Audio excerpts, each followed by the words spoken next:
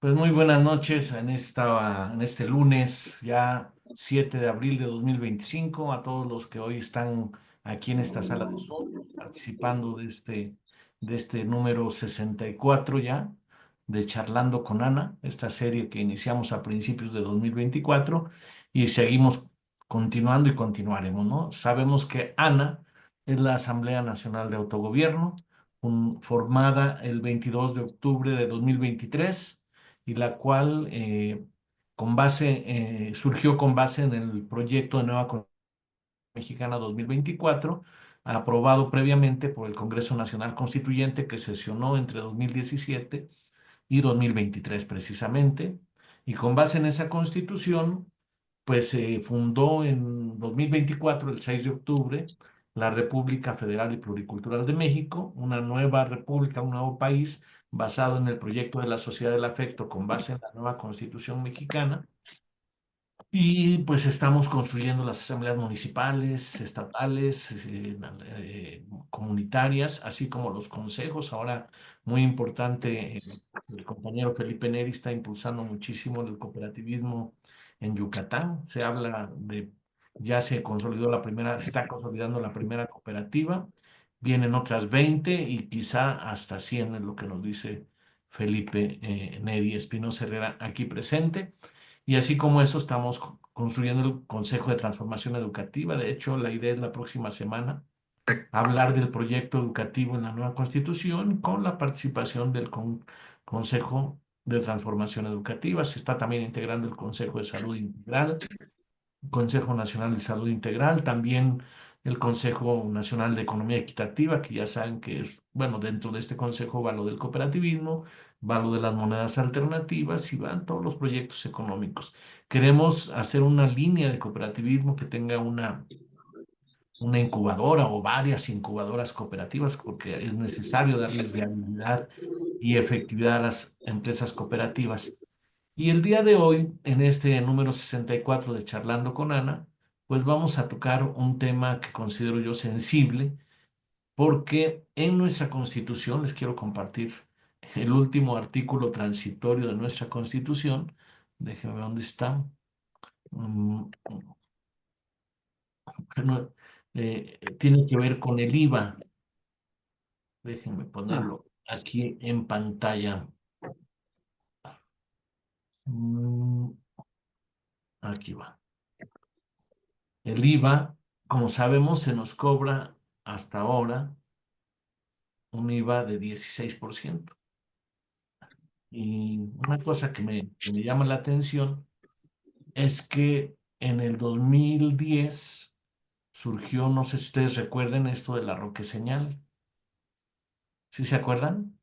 Y ese 2010 fue porque los partidos de oposición de aquella época, sobre todo el PRD, el PT, pues consideraban que era mucho el 10% que se cobraba de IVA en esa época, hace 15 años. Y ese día, en 2010, fue exactamente el 17 de marzo perdón, fue en 1995, el 17 de marzo, pasó el IVA del 10 al 15%. Y los partidos de oposición, la llamada izquierda, decía que pues que estaba molesta, impugnando eso. Después ya subió no solamente al 15%, sino al 16%. Y ahora que se supone que López Obrador llegó desde esos grupos al gobierno y ahí la propia Claudia Sheinbaum, pues no parecen tener ningún empacho en seguir cobrando el 16%. Y así sigue, ¿no? Lo pusieron nada más el 8% en la zona fronteriza con Estados Unidos, con algunas implicaciones ahí, pero a nivel nacional nos cobran el 16% del IVA. Eso lo analizamos en el Congreso Nacional Constituyente y establecimos que al entrar en vigor la nueva Constitución, que es esta, establecía una serie de artículos transitorios y el décimo de ellos, que es el último de la Constitución, el décimo transitorio, dice disminución progresiva del IVA. Y dice lo siguiente: A partir de la entrada en vigor de esta Constitución, que entró en vigor el pasado 6 de octubre, el impuesto al valor agregado disminuirá 1% cada año hasta llegar al 5%. No sé si ustedes recuerdan que antes del IVA había un impuesto al consumo que era de 4,5%. Y con el IVA se ha ido generando una mayor recaudación por parte del gobierno a costa del pueblo con una serie de implicaciones. En primer lugar, es muchísimo dinero. Imagínense que de todos los supermercados, una proporción muy alta, digo, sí, los comestibles y las medicinas no los han podido formalmente gravar, pero todo lo demás que compre una persona en el súper, 16% va a las arcas de Hacienda, del gobierno. Y si van a comer a un restaurante de mediano nivel o de alto nivel, de 16% de la factura de la cuenta va para el gobierno. Y pues todos consumimos cosas pues todos los días. De tal manera que si sumamos, digamos, los impuestos que pagamos a través del IVA con los impuestos que se pagan a través del impuesto sobre la renta, más o menos el promedio, calculo yo, de acuerdo a la tabla del impuesto sobre la renta, de cuando una persona gana más de 15,000 pesos, le ponen un impuesto ya de 21%. Estaba yo viendo las tablas hace un momento, les voy a poner la tabla del ISR para que vean cómo está el ISR y hay que irlo integrando, ¿no? El ISR con el IVA. Imagínense con una persona cuánto paga de IVA al mes y miren lo que dice en el ISR, y en el ISR es el impuesto sobre el ingreso. Y aquí está la tabla 2025 y miren, cuando una persona gana más de 15,000 pesos, le toca el 21,36% de impuestos sobre su ingreso, ¿sí? Entonces, si juntamos el 21 con el 16, pues ya es el 37% lo que se está pagando. Pónganle que no todo se paga de IVA, pues fácil un 30-32% se está pagando de impuesto. Si a eso le sumamos los impuestos de productos especiales, que son los refrescos, la comida chatarra, la gasolina, el diésel, pues el porcentaje de impuestos sube más.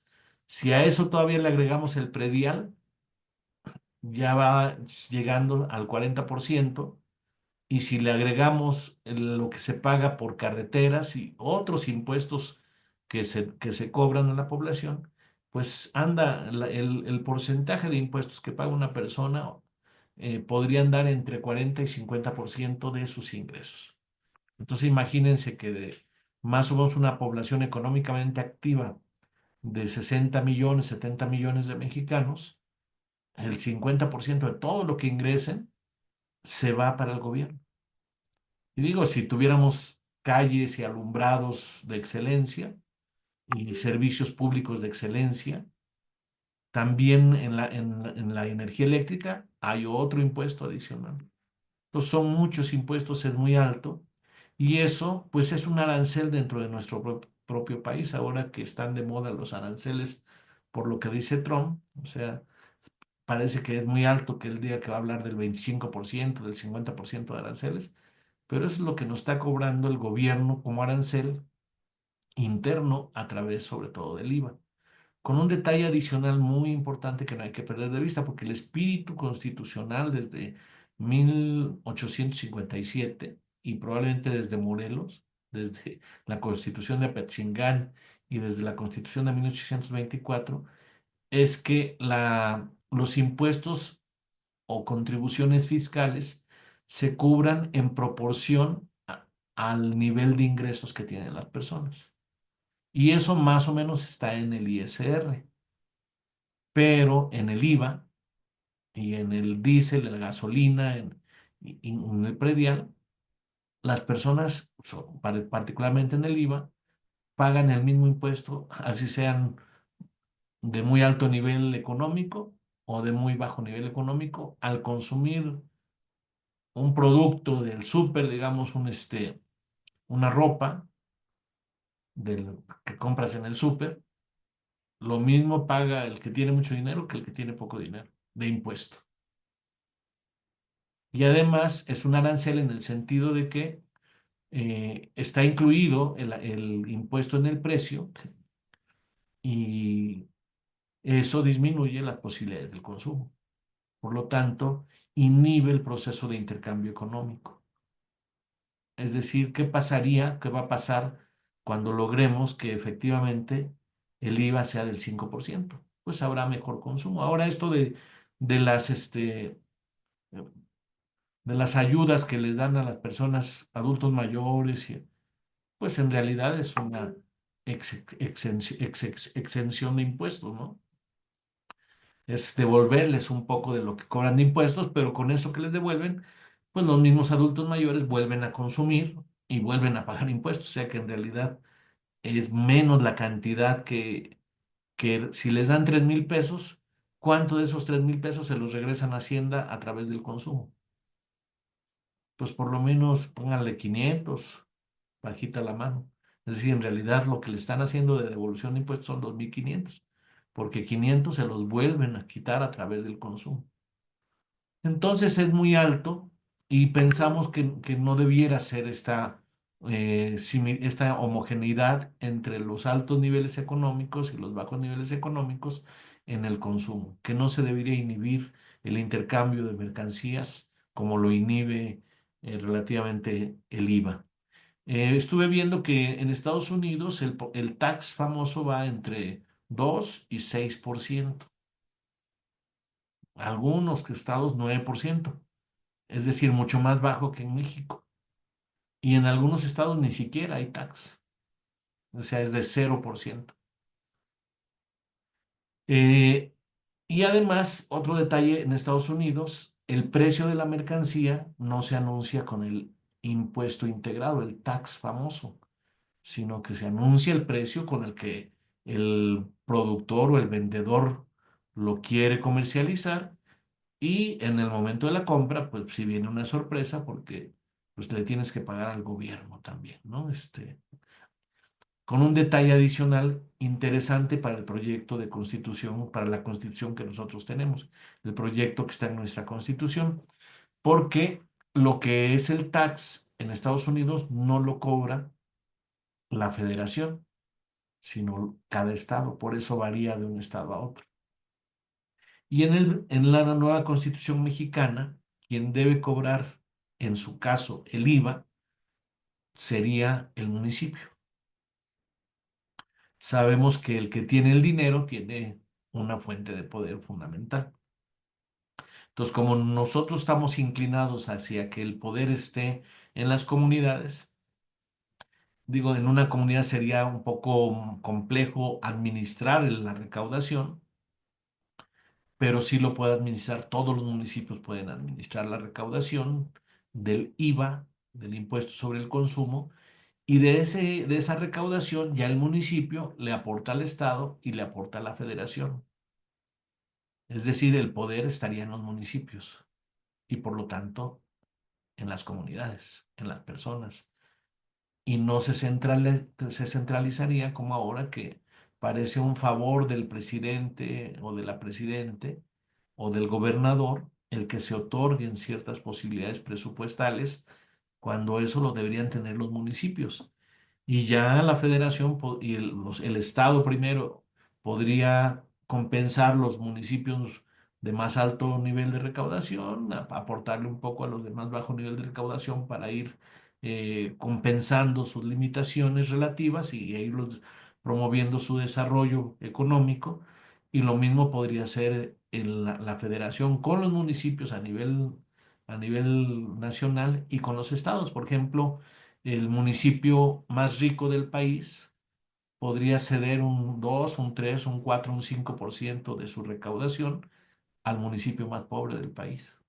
O los 5 municipios más ricos del país podrían compartir un porcentaje pequeño de su recaudación, de menos del 5%, con los 5 municipios más pobres del país.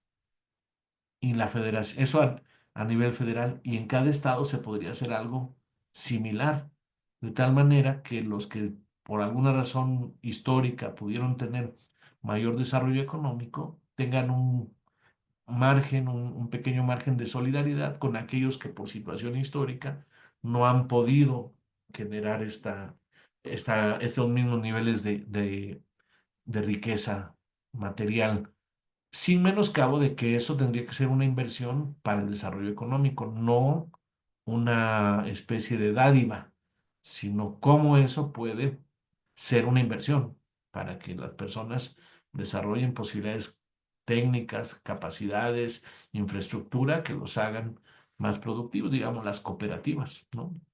Y invertir esos porcentajes en el desarrollo de cooperativas. Entonces, pues, es un cuestionamiento a los gobiernos actuales. ¿Por qué se quedan con tanto dinero del pueblo? ¿Por qué no permiten, como eran antes, que el IVA o el impuesto sobre el consumo, pues sea de un 5%? Entendemos que no puede ser de la noche a la mañana y por eso en el 10º transitorio de nuestra Constitución dice 1% cada año bajar, o sea que en 2025, en octubre de 2025, debiera bajar a 15%. En 2026, en octubre de 2026, a 14%. Y así, para que en 10 años, ¿verdad? 11 años, es decir, para 2036, estuviera en 5%. Y eso permitiría mucho más desarrollo comercial en México y mayores posibilidades también de crecimiento de todo el mundo por el mismo hecho del mayor intercambio económico. Pues estos dos conceptos, el del IVA para abajo y el de la recaudación de impuestos municipal, de contribuciones, pues son algunas de las ideas que yo quisiera poner a consideración de ustedes. De hecho, nosotros tenemos un apartado en la Constitución que queríamos revisar precisamente el de hoy, que es el de Hacienda Social, ¿no? Hacienda Social, que ahorita les comento los artículos que tiene. El artículo 190 de la Hacienda Social dice recaudación y distribución de los ingresos municipales, estatales y federales, que es esta idea que les dije de que eh, corresponde en primera instancia a cada uno de los municipios de la República con base en los rubros y tarifas establecidos en el Consejo Nacional Hacendario, conforme a la ley correspondiente, quedando como facultad de recaudación estatal o federal el cobro de las contribuciones que dicho consejo les asigne de acuerdo a la ley. Los tres órdenes de gobierno tienen la responsabilidad de combatir la evasión fiscal en el cobro de contribuciones e impuestos de los cuales sean competentes, así como en la transparencia y rendición de cuentas a las asambleas municipales de autogobierno, estatales y a la nacional según corresponda. De las contribuciones e impuestos recaudados en cada Consejo Municipal de Hacienda, este conservará el 60% para el presupuesto aprobado y ejecutado por la Asamblea Municipal de Autogobierno respectiva, y enviará el 20% al Consejo Estatal de Hacienda y el otro 20% al Consejo Nacional de Hacienda. Los presupuestos de egresos de las asambleas de autogobierno municipales, estatales y nacional deben privilegiar a las comunidades, sectores, gremios e instituciones que más lo necesiten para que su calidad de vida y desarrollo sean dignos, buscando la equidad con las comunidades, sectores, gremios e instituciones de mayor solvencia. Y bueno, incentivos fiscales para las cooperativas sería el artículo 191 y para aquellos que contribuyan con el medio ambiente o los fines nacionales. El artículo 192, la escala de contribuciones fiscales que la pusimos de la siguiente manera. Los ingresos diarios, semanales, quincenales o mensuales de todas las personas deberán clasificarse en 10 niveles, de manera que, descontando los gastos necesarios establecidos por la ley, los del nivel más alto contribuyen con 50%, dijo el constituyente, de su ingreso efectivo. Los del segundo con 45%, los del tercero con 40%, los del cuarto nivel con 35%, los del quinto con 30%, los del sexto con 25%, los del séptimo con 20%, los del octavo con 15%, los del noveno con 10% y los del décimo nivel con 5%. En la medida en que se aumente la riqueza nacional, deben disminuirse gradualmente las tasas fiscales con base en planes de desarrollo, sustentabilidad y bienestar social equitativo. O sea que se puso 50% para los de primer nivel, ¿no? Los que serían menos del 1% de la población. Y finalmente, en esto de Hacienda Social, dice bancos y cooperativas de ahorro y crédito. Todos los bancos, habrá bancos municipales, estatales y nacionales, tendrán fines productivos y de atención de necesidades básicas, para lo cual serán administrados eficientemente a través de consejos de administración elegidos por las asambleas municipales de autogobierno, estatales y la nacional, de acuerdo con el nivel de jurisdicción que corresponda.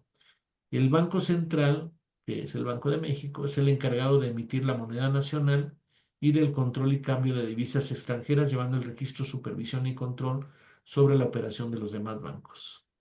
Los bancos de autogobierno o cooperativas no cobrarán intereses sobre los créditos, ni pagarán sobre las inversiones, solamente cobrarán el costo razonable para la operación, desarrollo y ampliación de los servicios que brinden a los usuarios. Los bancos se coordinarán para que haya operatividad entre ellos a fin de facilitar operaciones en bancos diferentes a aquel en que un usuario tenga su cuenta. Podrán organizarse cooperativas de ahorro y crédito en los términos que la ley establezca. Estas empresas podrán tener en concesión el uso de terrenos e inmuebles que sean necesarios para su funcionamiento, considerando los criterios establecidos por la ley hacendaria. Y esa es la hacienda, los conceptos de hacienda social que están en nuestra nueva constitución. No sé si quieren preguntar o comentar sobre esta idea de disminuir el IVA y sobre la idea, los proyectos, como están pensados la parte fiscal en la nueva constitución. Este, creo que Javier quiere comentar algo. Javier. Sí, buenas tardes todas, todos. Javier Córdoba, la orden de Álvaro Obregón, Ciudad de México. Pues yo lo que quisiera es hacer hincapié en que de un país la riqueza, por ejemplo, en el caso de México, tiene una gran riqueza minera. Sin embargo, esa riqueza se ha estado eh, ex- expoliando y saqueando del país históricamente, ¿sí? Y sin embargo, no obstante que el, por ejemplo, hemos sido primer productor de plata durante muchos años, pues del producto de esa riqueza de la plata que se ha explotado, el pueblo no se ha beneficiado en absoluto. Por eso es por lo que yo pienso que si nos ajustamos a los conceptos económicos como actualmente se manejan, pues es estar en un juego como cuando estamos en un casino y la banca la tiene un croupier y los dueños del casino. Nunca vamos a ganar, siempre vamos a perder. Por eso es porque yo considero que tenemos que romper con estos esquemas establecidos ya, porque sería seguir siempre en la misma tónica en la que la riqueza del pueblo a través de concesiones se enajena sin, sin ningún derecho. ¿Por qué? Porque la riqueza, por ejemplo, en el caso de la riqueza minera, no solo es de los actuales, de los que estamos viviendo actualmente, sino de las generaciones futuras.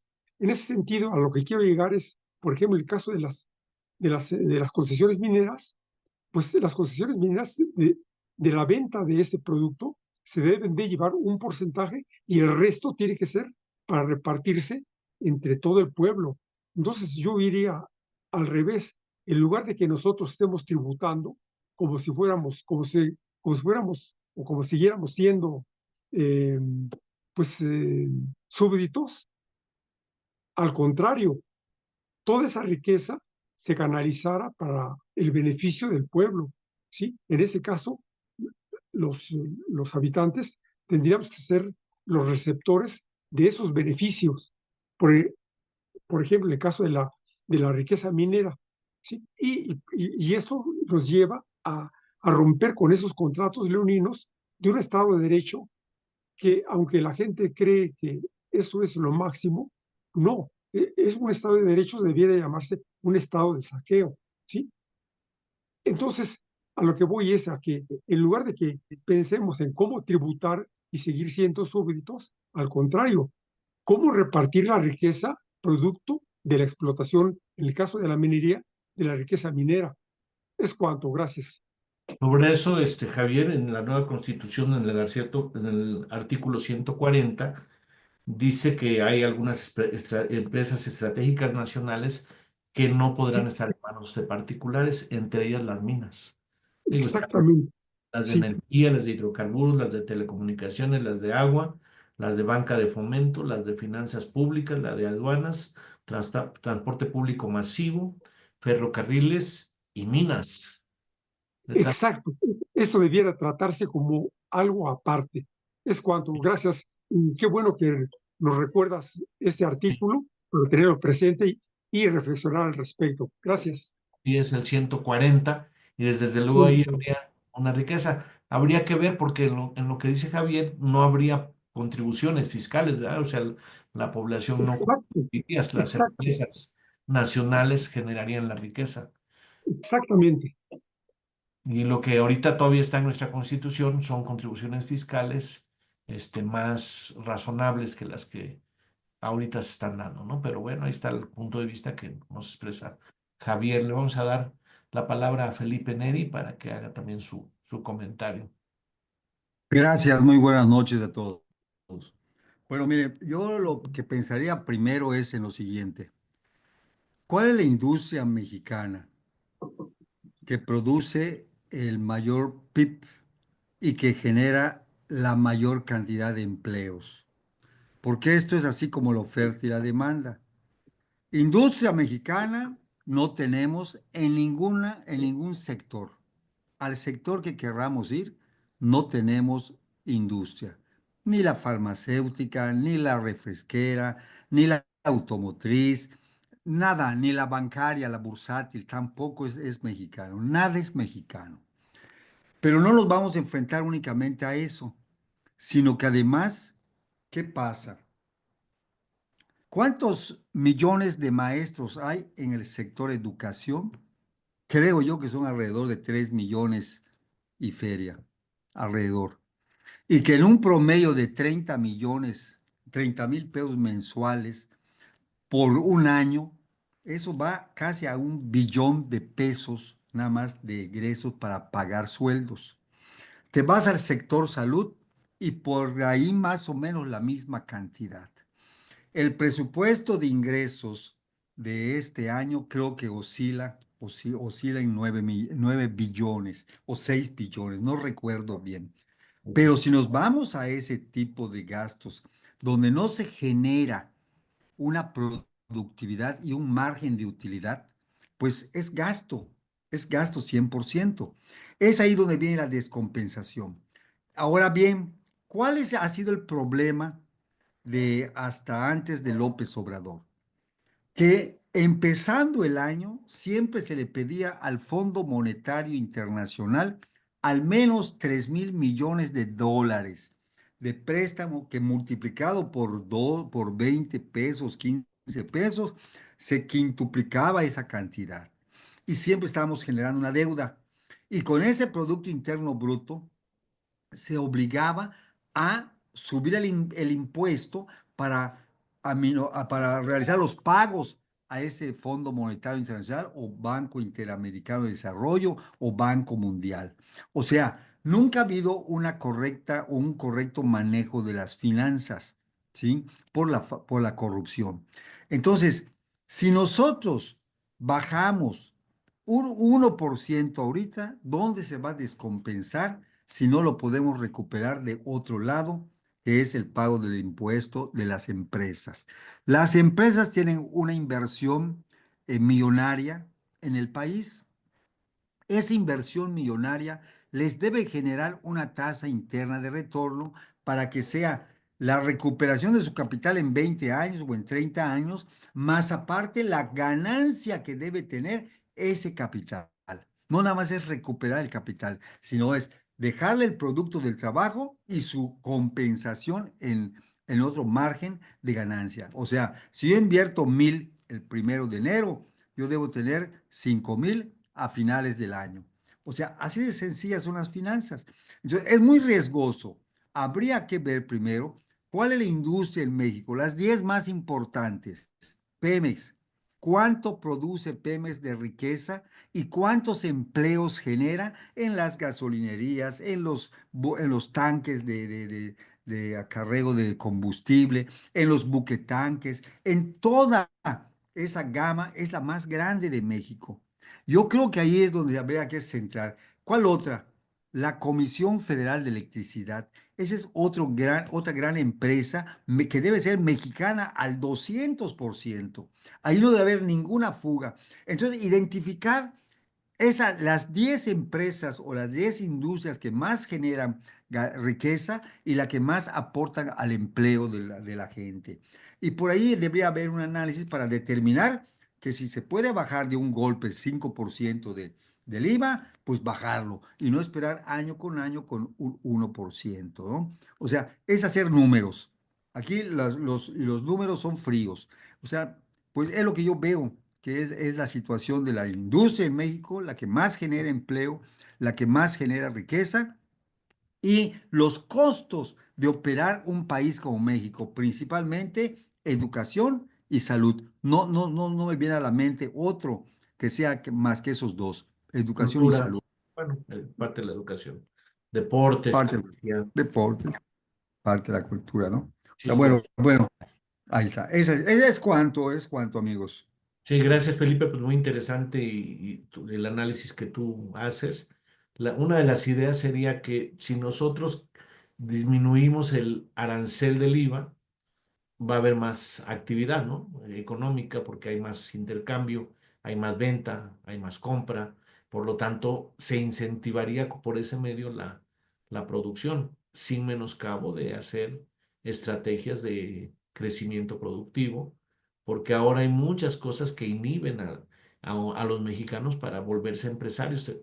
Una de las ideas que tenemos es que todos los mexicanos deberían ser empresarios cooperativos, o bueno, tener esa tendencia, no exactamente el 100%, pero la tendencia a que todos sean productores, todos seamos creadores, inventores, inclusive exportadores, de tal manera que al crecer la producción, con niveles más bajos de, de aspectos fiscales, se podía tener el suficiente ingreso gubernamental para sostener las actividades necesarias. Y recuerden que ya sería autogobierno, es decir, quienes decidirían, decíamos, serían las asambleas municipales, en qué se invierte, en qué se gasta, luego las estatales y finalmente la nacional, ¿no? Felipe, ¿quieres comentar? Sí, quiero agregar, porque hablé del Fondo Monetario Internacional, del Banco Interamericano y del Banco Mundial, pero se me pasó de comentar. Por ejemplo, no sé, no tengo referencia y no tengo la información de que si se ha estado pidiendo préstamos al Fondo Monetario Internacional que casi obligan a que todas las naciones hagan préstamos cada año o cada 2 años. Creo que es parte de su reglamento por pertenecer a ese grupo, ¿no? No estoy muy seguro. Pero si nosotros no hemos hecho préstamos y nada más han sido erogaciones para pago de la deuda, eso ha permitido que también hay una derrama entre la sociedad y la más afectada de cada 2 meses un dineral. Y sin embargo, los datos que se arrojaron del último ingreso por percepción de impuestos ascendió a un 19%. O sea, eso, la verdad, pues es la compra que generan con ese mismo dinero que se está repartiendo a la gente, ¿no? O sea, no sé, no es muy sencillo. El tema del fiscal, hay el derecho tributario que se remonta desde la época de Jesucristo, darle al César lo que es del César y a Dios lo que es de Dios, ¿no? O sea, y estaban los cobradores de impuestos en las puertas, ahí en la calle, en todas partes, quitándole su lana a la gente, ¿no? O sea, ese es un tema que sí es válido que nosotros abundemos mucho más en ese tema, ¿no? Y Sí. yo no soy especialista, me cuesta trabajo entenderlo a veces, ¿no? Que Pero pues para eso Aunque Max estamos. Weber, perdón, aunque Max Weber decía de que para que seas un buen ciudadano, paga tus impuestos, aunque ni que vengan a cobrarte a tu casa, pero tú ve y págalos, ¿no? Gracias, es muy amable. Y pues para eso son estas charlas con Ana, exactamente para que nos vayamos formando, vayamos tomando criterio. Pero, por ejemplo, la tenencia de los coches, que es otro impuesto adicional, se inició en el año de 1968 con la idea de que se iban a financiar las Olimpiadas, 67 o 68. Y estamos a más de 50 años después, con ese mismo impuesto. Algo parecido, podríamos decir esto que comentas, ocurrió en 1995, subió el IVA del 10 al 15%, pues por la crisis de 1995, que fue muy grande y que se tradujo en el FOBAPROA, es decir, en solventar entre todos la deuda de los bancos. Y eso lo seguimos pagando y por eso aparentemente seguimos pagando una deuda exorbitante. Mucho de lo que pagamos de IVA se va al pago de la deuda. Entonces habría que renegociar eso, que todos los gobiernos, incluyendo el de López Obrador y por lo que se ve también Claudia Sheinbaum, van haciendo crecer la deuda y el porcentaje de la deuda respecto al Producto Interno Bruto y respecto al presupuesto federal. Entonces necesitamos contrarrestar esas tendencias a endeudarse, aumentar la productividad de los mexicanos a través de la educación, que dejemos de ser solamente empleados de los extranjeros, como somos cuando emigran los mexicanos o trabajan en las empresas extranjeras en México, pues son empleados y no somos creadores, no somos autogestivos, que ese es el reto que yo creo que tenemos todos los países pobres, América Latina en general y México en particular, de empezar a producir e intercambiar bienes y servicios con otros países, pero bienes elaborados. Se consideraba que el petróleo iba a tener una gran posibilidad en ese sentido, pero se ha exportado principalmente petróleo crudo, no petróleo elaborado. Entonces, por eso es un cambio de perspectiva económica que estamos desarrollando, y que tenemos que bajar el nivel del pago de esa deuda externa, de ese FOBAPROA, y hacer que las personas puedan vivir mejor, porque se hacen muchos esfuerzos, la gente trabaja dobles turnos y de todas maneras su nivel de vida se encuentra limitado tanto por los bajos salarios como por los impuestos tan grandes que existen en nuestro país. Le damos la palabra a Óscar Humberto Rosas Tapia y luego otra vez a Felipe Neri. Óscar. Buenas noches, maestro. Qué gusto escucharlos. Como siempre, haciendo un diálogo profundo de lo que, al alcance de los que participen por ocasión. En este caso, el tema del IVA. Me gustó mucho la intervención del maestro Felipe Meri, porque creo que la va a completar ahorita. Yo tengo entendido que a partir de Andrés Manuel, ya no se pidieron esa cantidad salvaje de dinero que se pedía cuando empezaba un sexenio, etcétera. Entonces, él tiene los datos duros, sería bueno que los abone y tal. Y ahora, en cuanto a este buen propósito que usted insiste en reiterar, maestro, pues usted sabe, bueno, para quien no sepa, yo, Oscar Humberto Rosas Tapia, servidor, llevo una cooperativa que se llama Bienestar Integral Orgánico. Vamos muy bien. Mi papá, bueno, tengo dos papás, era un viene de esos de viene, también fue gente de la policía, pero tuvo problemas ahí, cosas graves ahí, se salió y se pasó al viene. Y mi mamá, siendo hija de millonarios, terminó sus días, o se apuntó de barrendera, le dieron nombramiento de maestra, pero en su falta de autoestima no supo tomar el nombramiento de maestra y se quedó de barrendera. Entonces yo he renunciado a ser profesor de la UAP tras 5 años alguna vez, luego otros 5, luego así. He renunciado a ser profesor de la UNAM, de la Ibero, de la UTLA. He renunciado al anquilosamiento de mi ser por el tema de estar esperando la pensión y meterme a universidades donde te dicen rema, rema, rema, y tú les preguntas, ¿para dónde vamos? ¿Qué chingos te importa? Tú eres un remero, rema, rema, rema. Y entonces, pues yo ya dejé de remar en barcas ajenas, pero maestro, nada más para decirles que volver cooperativista a la gente, díganmelo ustedes, para volver asambleísta a la gente de la Asamblea Municipal de Autogobierno, la Asamblea Estatal de Autogobierno, la Asamblea Nacional de Autogobierno, ¿cuánto les está costando? En cambio, no vieran cuánta gente hay ahorita en constelaciones familiares de una institución colombiana que cobra 520 pesotes, para que la gente se entusiasme con que puede ser consteladora. ¿no? Y luego así, entonces, híjole, ¿por qué no crece el número de gente asistente a los grupos de ANA? En este caso siguen siendo 13, 18 seguimos siendo, cuando yo me puedo conectar.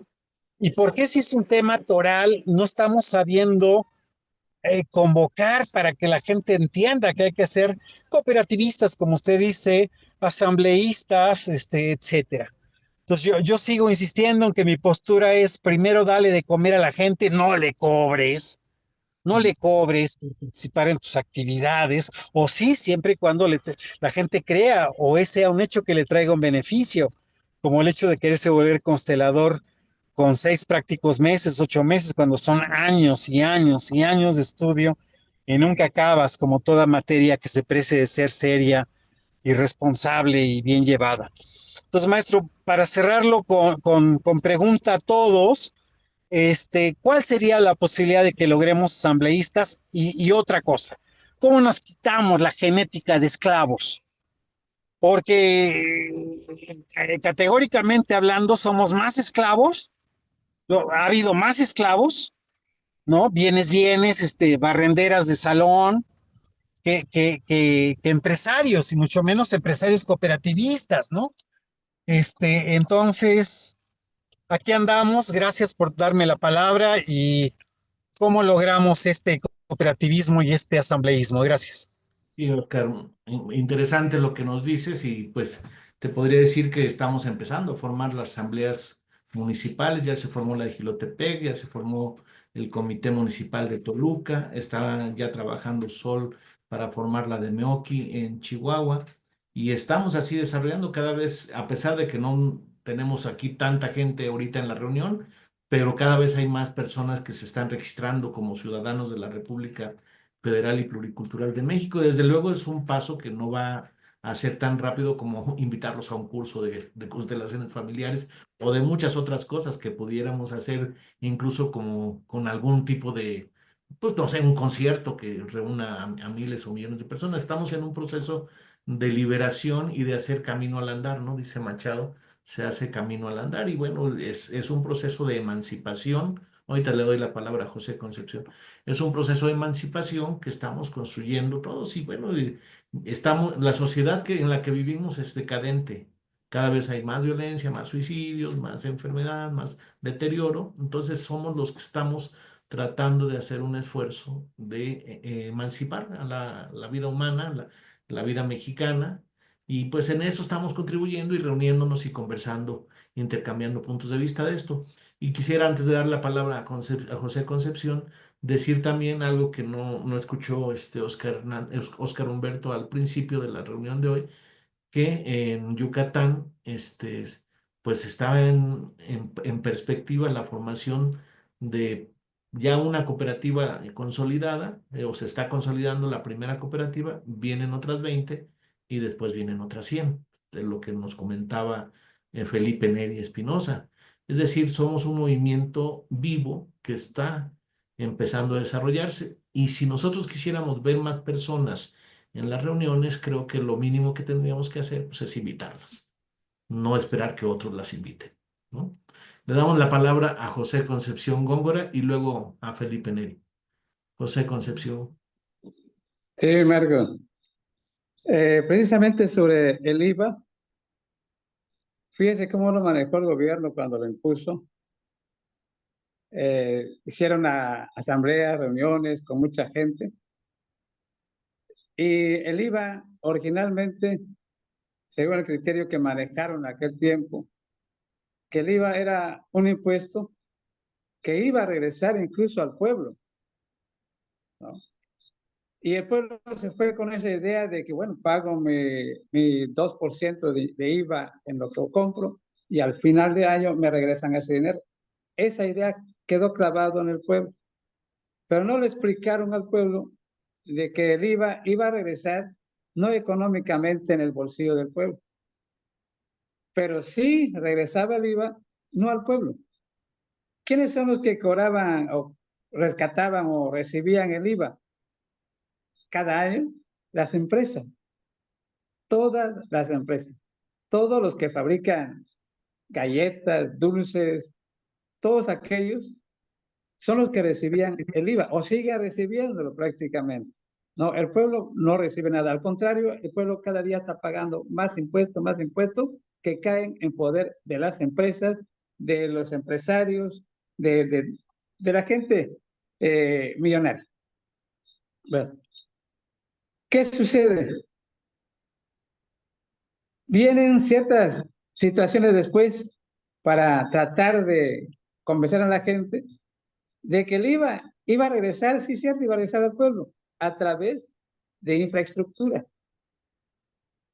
La infraestructura que utilizaba el gobierno sirvió como un pretexto para que del IVA tomaran recursos económicos a favor de los que estaban en el gobierno y se clavaban el 50% del IVA.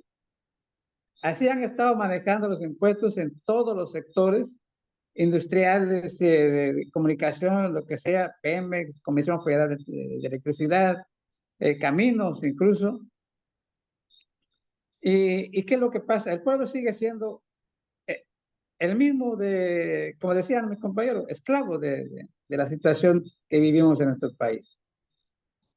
Y fíjense qué tan bonito lo llevan a cabo y qué tan bonito convencen a la gente, principalmente a la gente que no tiene la capacidad de levantar la mano y decir, no estoy de acuerdo que se implemente tanto impuesto, ¿no? No, simplemente se le aplica y el pueblo tiene que pagarlo porque por desgracia tenemos que consumir, tenemos que viajar, tenemos que vestirnos, tenemos que curarnos, todo eso va a ser el impuesto.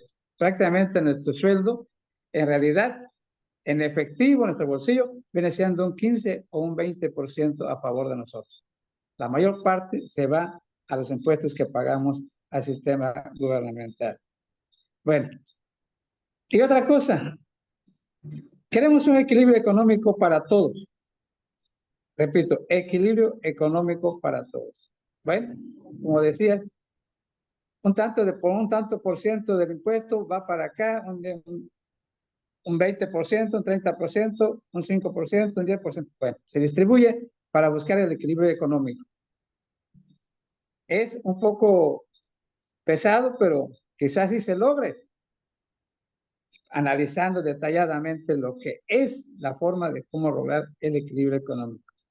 Las recaudaciones. ¿Cuánto recauda el municipio o Hacienda en todo el país? ¿Cuánto recauda? ¿Cómo lo distribuye Hacienda? Tengo entendido que la mayor cantidad de recursos o presupuesto que le entrega cada municipio, cada estado, es en base a la población que tiene y a la producción que lleva a cabo. ¿Sí? Por ejemplo, Campeche tiene ese poder económico a través de Pemex. Pero ¿qué hace el gobierno con el producto de Pemex? Campeche es un estado con una pobreza bastante grande. Sin embargo, los productos que se generan por Pemex se distribuye a los estados de la República, mayormente a los estados como Oaxaca, los estados donde tienen que entregar un recurso económico de parte de Pemex. Subsidios le llaman. ¿Sí? Subsidian a los estados a través de petróleo. Ahí tenemos, por ejemplo, también vemos que cuánto recibe Campeche de su petróleo es mínimo. El mínimo lo recibe. Precisamente por eso tenemos problemas económicos aquí en el estado y prácticamente en el estado en la península de Yucatán. Bueno, ¿qué vamos a hacer? ¿Qué tenemos que hacer para modificar esta situación? Como decían los compañeros, mientras más recursos pida el gobierno en empréstitos, más impuestos nos aplica para pagar esos préstamos. Fíjense nada más, ¿qué sucede con Estados Unidos? Estados Unidos, ¿por qué siempre ofrece apoyos a los países? Apoyos económicos, apoyos de diferente manera. Es un préstamo que les da, pero ¿cómo se lo cobra? Es como si nosotros fuéramos con un usurero y le pedimos 20,000 pesos. El usurero nos fija un interés o un impuesto del 10 o 20% que tenemos que pagarle mes con mes. Pero si por una enfermedad familiar o por alguna situación económica no podemos pagar 3, 4 meses, ¿qué hace el usurero? Ese interés que no pagamos nos dice, ¿sabe qué? Mira, para no perjudicarte económicamente, te vamos a convertir los intereses que tú debes en capital. Si debías 10,000, los intereses que no pagaste se convierten en capital y tu deuda ya son 10, 15,000 pesos más. Lo mismo pasa a nivel mundial. México no pudo pagar las deudas adquiridas por toda la trampa que utilizaron los gobiernos neoliberales y se incrementó la cantidad de impuestos que tiene que pagar o los intereses que tiene que pagar. ¿Y cuál es el golpe más fuerte que le dieron a nuestro país por los gobiernos neoliberales? Le cargan la deuda de los bancos, de todos aquellos, al pueblo mismo y se convierte en lo que actualmente seguimos llamando la Fobaproa. Fíjense cómo se va endeudando el gobierno. ¿Y qué ponen de garantía? Ponen como garantía los recursos naturales con que cuenta el país. Pero ¿qué sucede con los recursos naturales del país? No lo trabajan los mexicanos.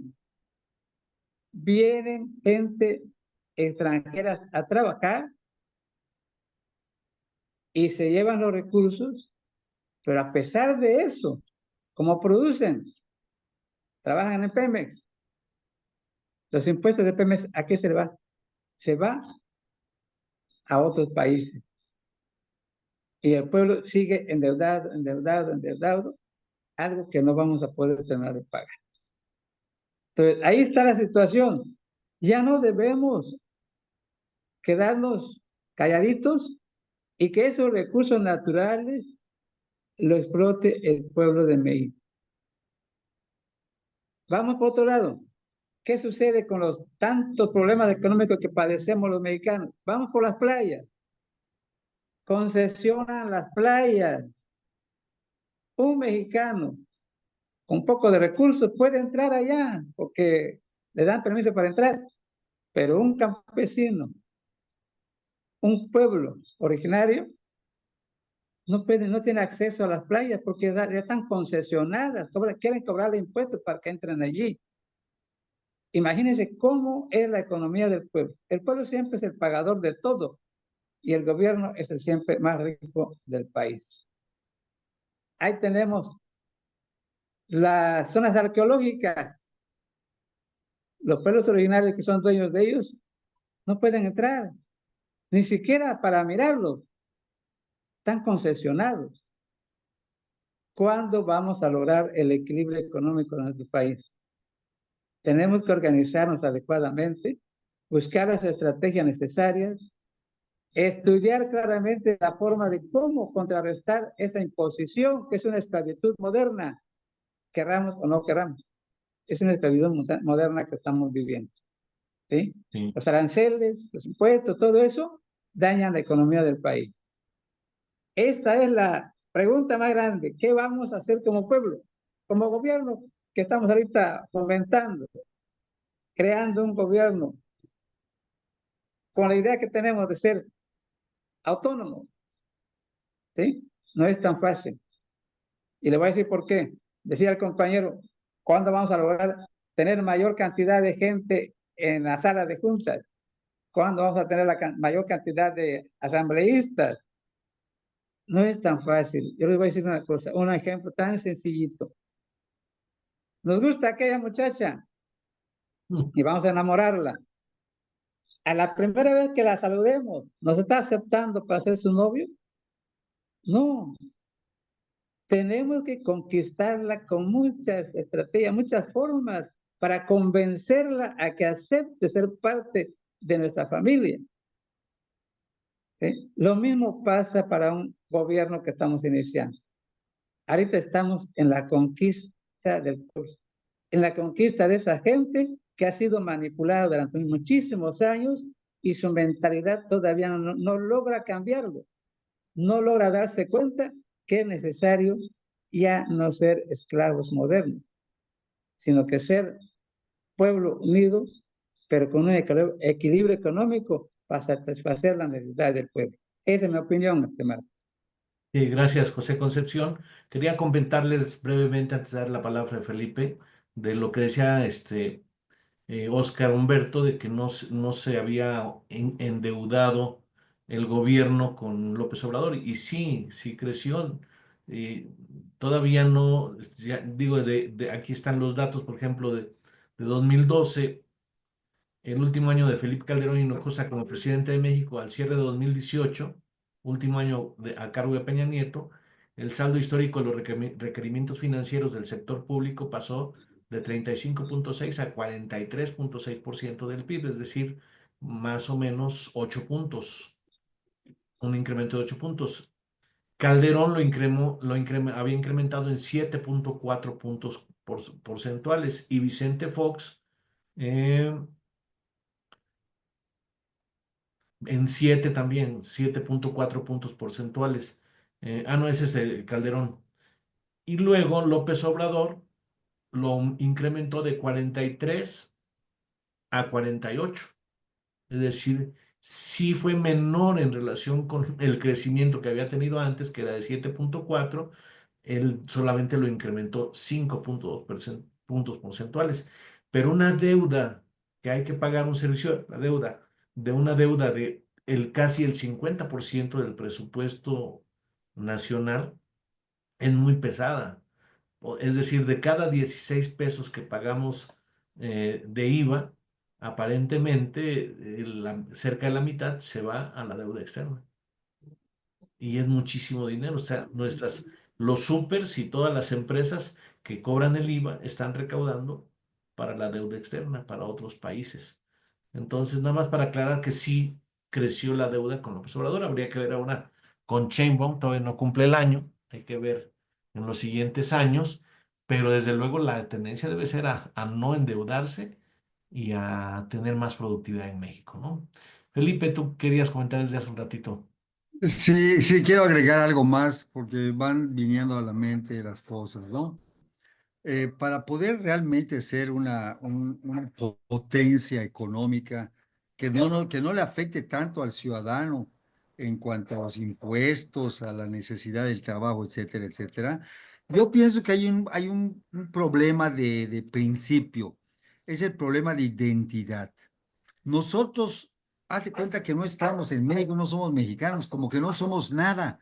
Hubo una ocasión que nos criticaban que éramos guadalupanos y futbolistas, así nos identificaban. Y no, esa no es una identidad. Déjame cerrar la ventana porque está fuerte el ladrido del perro, man. Sí. Sí, pues ese es lo que hay que remontar, es apropiarnos de nosotros como pueblo. Sí es difícil, como decía Oscar Humberto, pero pues tampoco lo podemos dejar de intentar y de desarrollar, ¿no? Entre todos, Claro. seamos mejor. Entonces, Felipe. Entonces viene, de aparte de la identidad, viene la otra parte, lo que es el nacionalismo. Como nacionalistas que nos decimos que somos nacionalistas, no es cierto, porque no, nada más cuando es 16 de septiembre gritamos ¡Viva México! Nada más ese día, pero cuando queremos hacer como lo que estamos haciendo ahorita, pues ¿quiénes? ¿Cuántos? No, nos falta ese espíritu y ese orgullo de sentirnos mexicanos y de salvar nuestra patria. Bueno, eso nos lleva al famoso malinchismo. Cuando presenta Claudia Sheinbaum un modelo de coche mexicano, que quiero pensar que toda la manufactura, el diseño es mexicano, cuando toda la industria automotriz es extranjera, y ella presentó, puta, la acabaron, la destrozaron a la mujer, quién sabe dónde quedó ese modelo. Entonces, cada vez que surge algo, pues nosotros mismos lo aporreamos, nosotros mismos nos golpeamos, somos dados a eso, a esa, a esa indolencia con nosotros mismos, ¿no? Es lo que quería agregar, Marco y compañeros. No, pues ojalá nosotros, Identidad, identidad, nacionalismo y falta de esa creatividad para poder crear nuestra propia industria, ¿no? sí, y sobre todo si pudiéramos impulsarla de manera cooperativa sería muy bueno. Ojalá y pudiéramos construir aviones, computadoras, celulares y que tuvieran tecnología creada en México, ¿no? No solamente importada. Muy bien, pues por eso estamos luchando. Andrés, ¿tú qué opinas? Buenas noches, Bueno, buenas noches a todos, compañeros.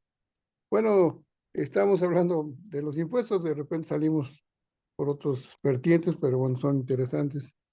Resulta que en un país socialista la gente no paga impuestos directamente, los paga con trabajo, o sea, trabajan y ya con el trabajo ya tienen derecho a todo lo que les brinde su gobierno socialista.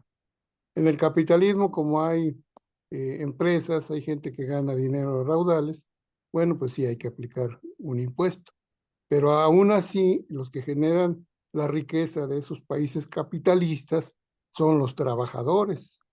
Y los trabajadores como tales, como trabajadores igual que los trabajadores socialistas, no deberían de pagar impuestos.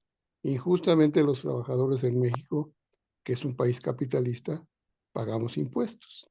Pero bueno, a fin de cuentas, tenemos la alternativa que estamos planteando del autogobierno, donde precisamente los impuestos que se pudieran recaudar van a tener otros destinos prácticamente similares al socialista. Y decía un compa hace rato, no recuerdo su nombre, Oscar creo, que venía manejando, que, que él veía que no éramos, que cuándo vamos a crear asambleístas y todo eso. Y les recuerdo a todos los compañeros que estamos aquí y a los que nos escuchen después, que todos los integrantes de ANA somos asambleístas, todos, todos, todos. Entonces lo único que nos falta es formar nuestras asambleas, pero ya estamos, ¿cómo se llama? Imbuidos en ser asambleístas. Y eso ya nada más viene a corto plazo ir formando los comités que ya se van integrando paulatinamente. Entonces, el compañero no sé, como que tiene otra visión. Entonces, esa es la cuestión y cuando ya logremos imponer nuestro nuevo modelo, pues ya las cosas van a cambiar para bien. Pero bueno, ahí la llevamos entonces. sí, sí, muy interesante también, Andrés, y desde luego la diferencia con los gobiernos socialistas es que hay una especie de casta burocrática que administra y nosotros queremos directamente al pueblo en la autogestión, ¿no? Administrando sería el matiz. Y de la otra cosa que también decías, Andrés, me llamó mucho la atención y es algo que estaba pensando, ¿por qué el gobierno nos cobra dinero si el que imprime el dinero es el propio gobierno, ¿no? No bastaría con que pusiera a trabajar la maquinita de imprimir billetes o de aumentar números en las computadoras. ¿Para qué nos los quiere quitar a nosotros, no? Sí, bueno, de hecho, resulta que pagamos cosas increíbles. Me estaba platicando una compañera que fue a sacar su visa a la embajada norteamericana y que le cobraron 4,200 más o menos por el trámite. Pero aparte de que se lo cobraron, no se la dieron de inmediato. Le dijeron, venga, por diciembre más o menos a ver si ya se le autorizó. Y muchos, creo, dice que lo rechazan desde, ni siquiera les dan la esperanza, luego lo rechazan, pero sí les cobran. Entonces resulta que hay una serie de cosas que están sucediendo en el país que no conocemos, donde nos están robando así en descarado, ¿no? Esos 4,000 pesos seguramente no pagan impuestos al país.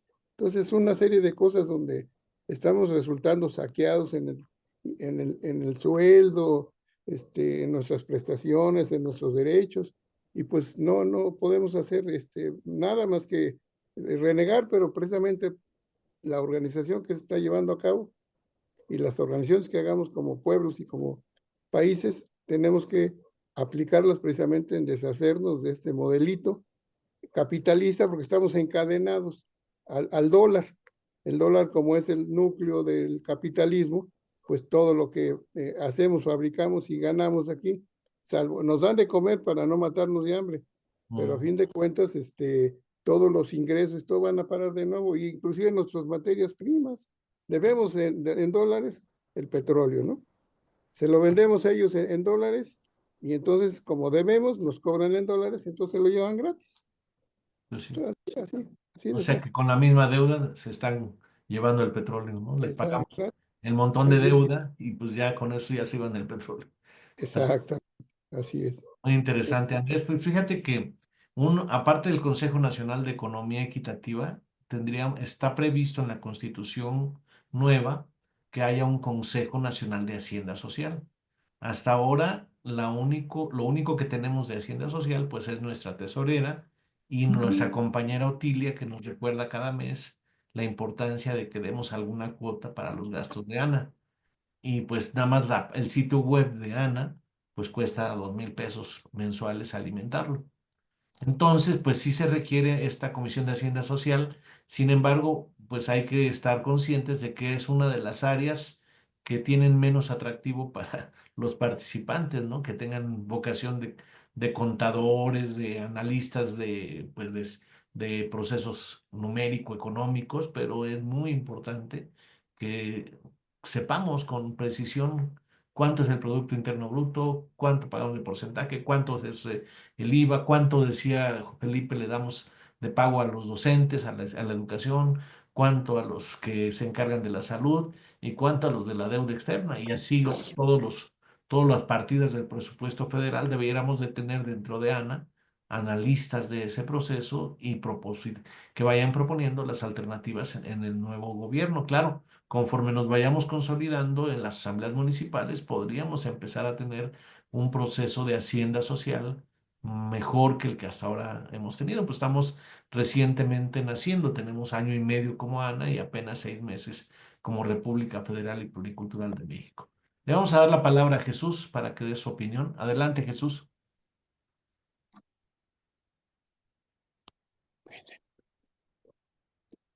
Abriendo su micrófono, Jesús, por favor.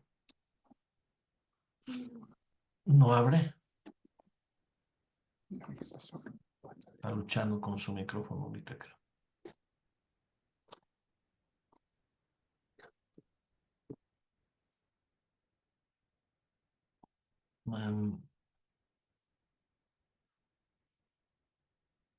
Ahí está Jesús. Adelante, Jesús. Buenas noches a todos, compañeras, compañeros. Para mí ha sido un privilegio la invitación que hace el compañero Marco Eduardo para poder eh, ver, estar como observador en principio con ustedes, intercambiar una serie de elementos de información. Antes que nada, soy Jesús Franco, pertenezco al FASU, en donde estamos varias organizaciones de corte campesina, de corte sindical, de corte social o popular, en donde hemos trabajado durante bastantes años. Hace tiempo trabajamos ustedes y nosotros, alrededor de unos 5 o 6 años, y una de las propuestas que le he hecho al doctor es reactivar ese encuentro, reactivar esos lazos de comunicación y poderlos escuchar también dentro de nuestro foro, y el cual está abierto, o abriríamos los espacios necesarios, sobre todo en donde participamos en el Sindicato de Telefonistas de la República Mexicana. Bueno, una vez dada esta introducción, quisiera decirles que hay mucha información, hay mucho que analizar sobre la economía, sobre la cuestión financiera, sobre la cuestión, por ejemplo, de la economía solidaria. Métamelo. Oh, Bueno, en ese sentido, yo propondré una serie de aspectos, o más bien clarificar una serie de aspectos. Cuando entramos a lo que es la economía solidaria, debemos de tener en cuenta qué queremos, cómo lo hacemos, con qué estructura, cómo lo vamos a dar pie a la cuestión económica. Algo de lo que un servidor ha estado estableciendo aquí en el FASU. Somos el Gobierno Regional de México. Aquí en el FASU es, por ejemplo, el que, primero, que se tenga una banca de desarrollo con dientes, de manera vinculatoria a los acuerdos que la sociedad, ya sea campesina, urbana o social, estamos pidiendo una cosa, para poder establecer una normatividad dentro de la banca de desarrollo, llámese Banobras, llámese la FINSA, o sea, ha sido desarmada toda esta estructura, y no por este gobierno, sino debemos de entender que esto es Claudia debido ya lo subió. a las políticas neoliberales que hemos tenido Ustedes en están el siendo perseguidos país por el gobierno regional de México. durante 30 años o más. Bueno, lo primero que tendríamos que establecer es lo que ustedes están haciendo: reunirse, autoorganizarse, establecer qué queremos, cómo lo queremos, establecer estructuras, un autogobierno. Y también otra cosa que yo diría, para poder establecer algo que hemos estado o que han estado ustedes elaborando, es, por ejemplo, cómo nos hacemos de un fondo, pero para eso tendríamos que establecer ciertos elementos. ¿Necesitamos o no necesitamos al Estado?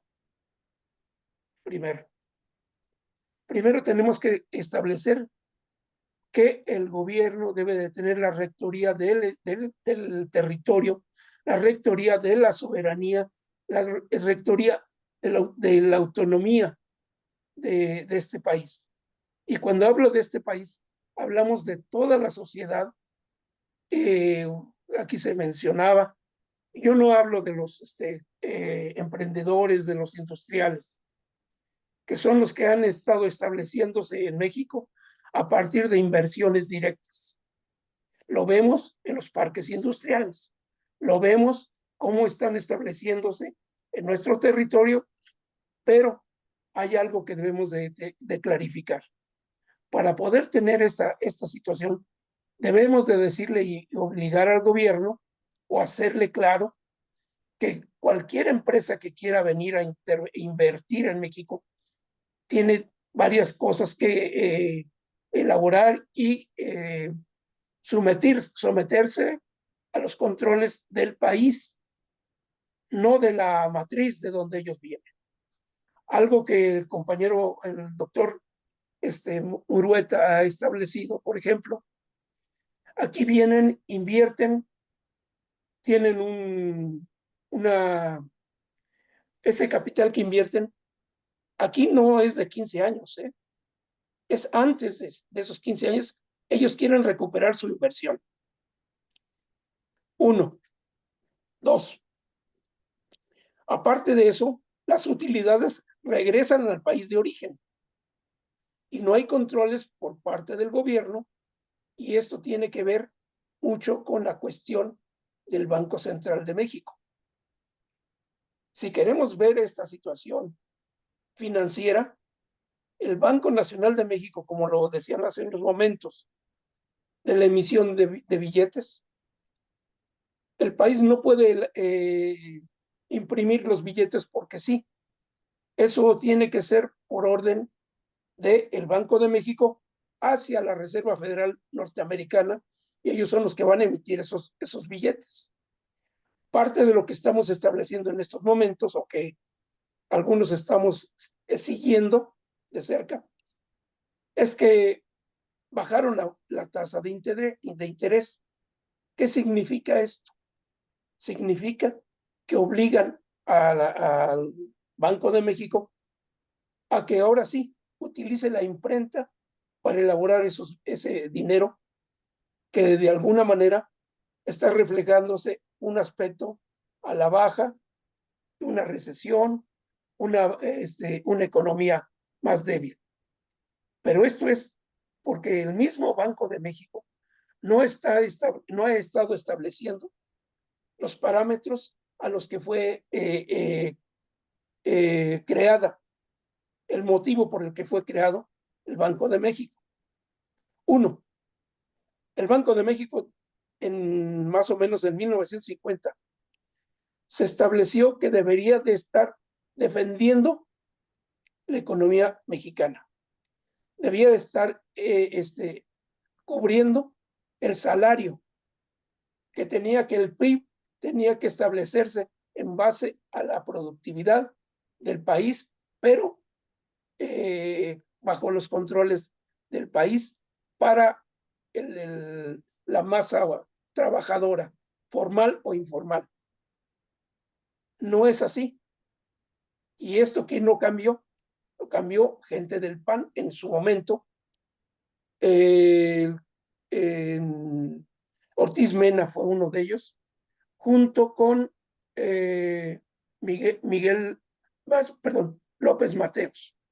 López Mateos era un secretario del Seguro Social, mientras que Ortiz Mena era del banco. Se unieron, hicieron un propósito de que el Banco Central iba a apoyar la economía mexicana y cambiaron todos los aspectos. Uno de ellos los tenemos hasta estos momentos. Es elevar la macroeconomía en referencia a que es un gasto que tiene que hacer el país a partir de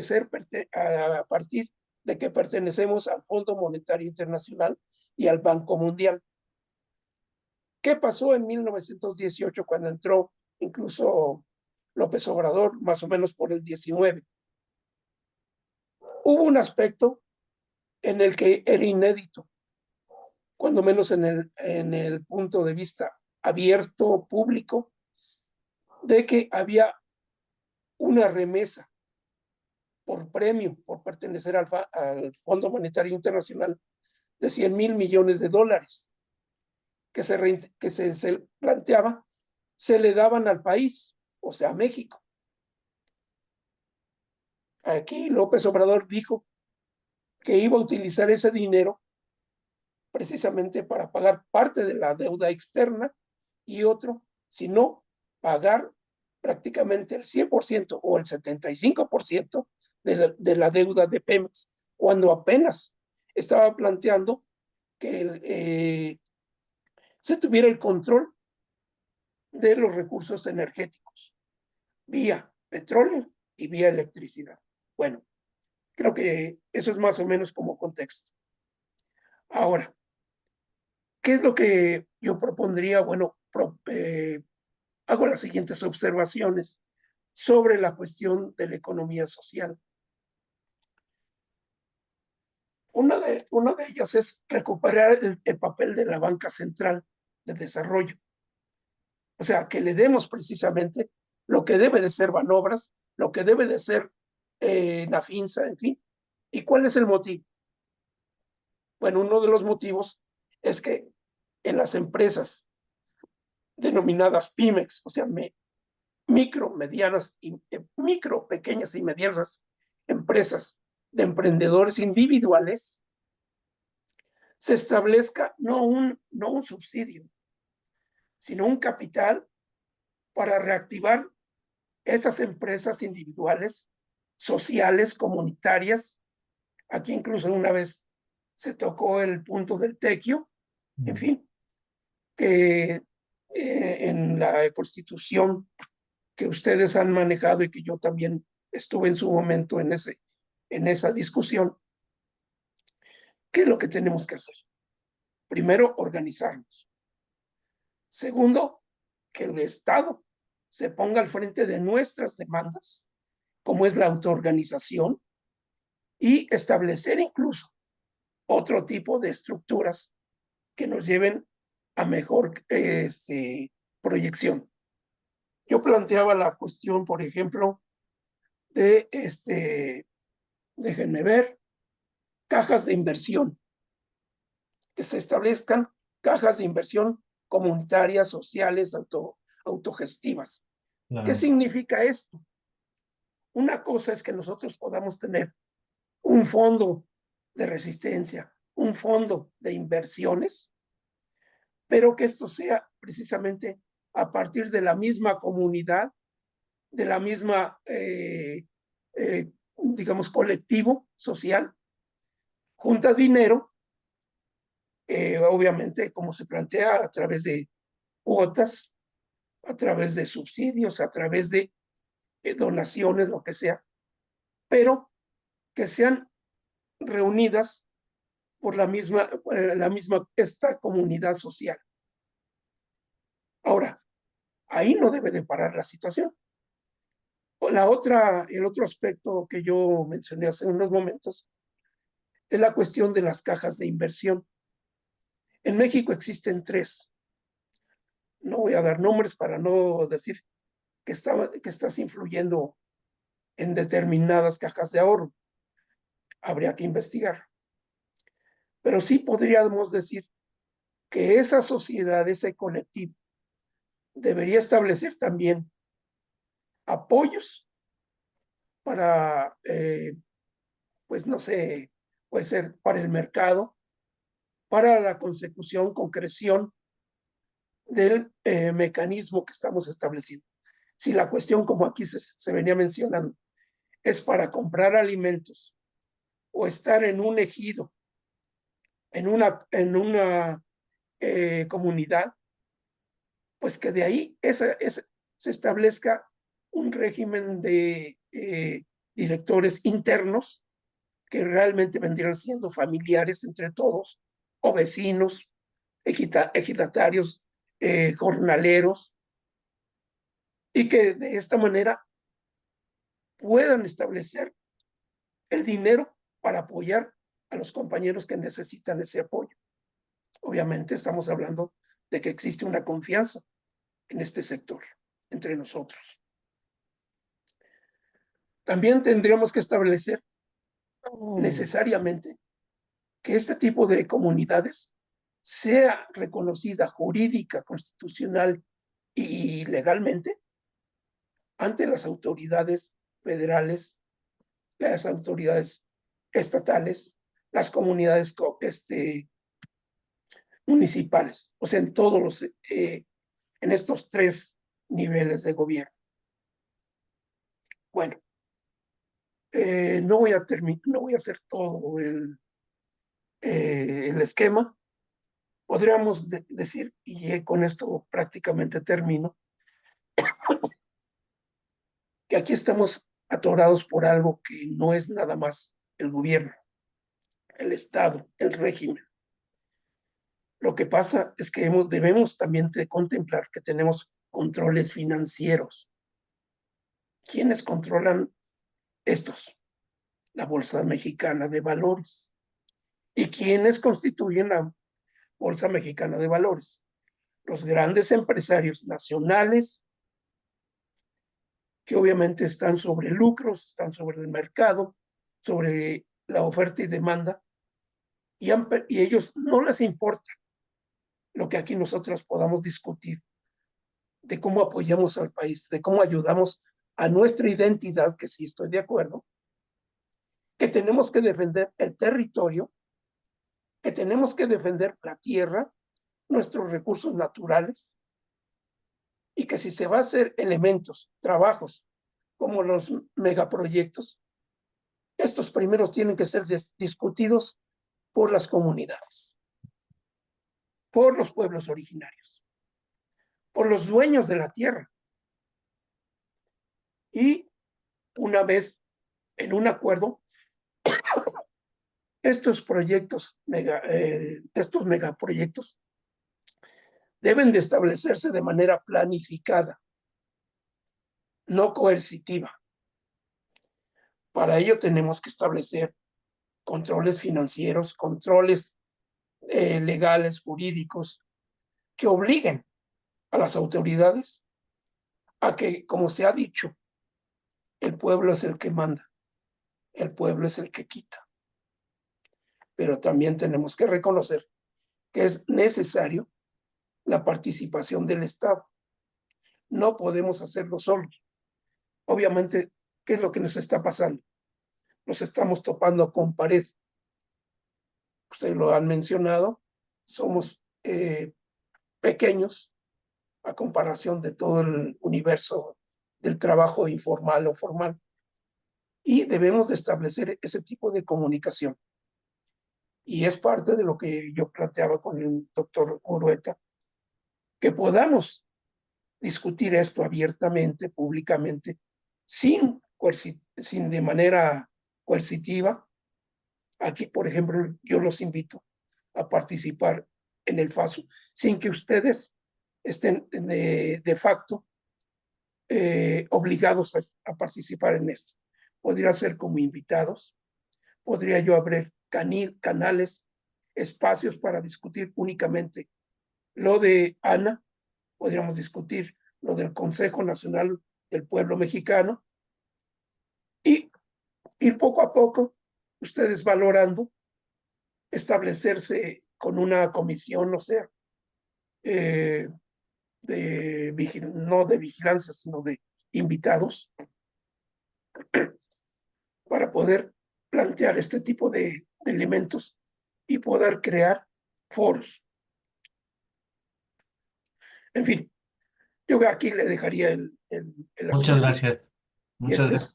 agradezco tu invitación, doctor Murueta. Muchas Muy gracias. interesante lo que nos acabas de comentar y recordar que Jesús Franco fue parte de muchos de los procesos de análisis durante el Congreso Nacional Constituyente y incluso coincidimos ahí en el análisis de la Constitución de la Ciudad de México en aquella época, en 2016, y que pues Jesús tiene una trayectoria también de lucha muy importante. En particular es muy relevante este Frente Amplio Social Unitario, el FASU, del cual participan diversas organizaciones, diversos sindicatos.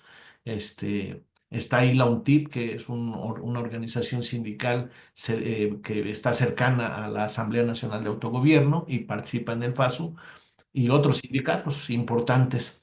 Entonces sí nos interesa mucho el diálogo abierto, como dice Jesús, sin ningún prejuicio, sino abierto, y ver cómo podríamos coincidir, porque obviamente nos estamos proyectando un nuevo estado que está surgiendo en el vientre del estado anterior, ¿no? Pero no estamos descartando ninguna posibilidad que pueda beneficiar al pueblo mexicano, y el diálogo con otras organizaciones y otras fuerzas es muy importante. De hecho, había yo propuesto a ver si se logra eso, que el lunes anterior al 1 de mayo hablemos sobre la lucha de los trabajadores en México y sus posibilidades actuales, ¿no? Entonces, no sé si Jesús, para ese día, creo que es el 28 de abril, pudieras estar también en este espacio hablando sobre la lucha de los trabajadores, los obreros, los trabajadores y los sindicatos, ¿no?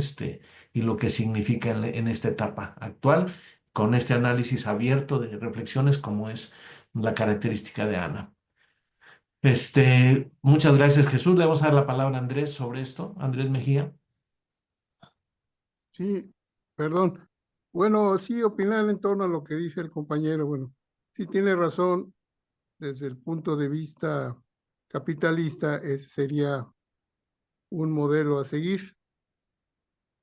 Sin embargo, bueno, estando sin la soberanía económica de los pueblos, sin la soberanía económica ni del país, todos los esfuerzos que hagamos por salir adelante son cooptados por el modelo capitalista, porque está diseñado, así como el Vaticano, está diseñado para que todas las limosnas vayan a dar a Roma.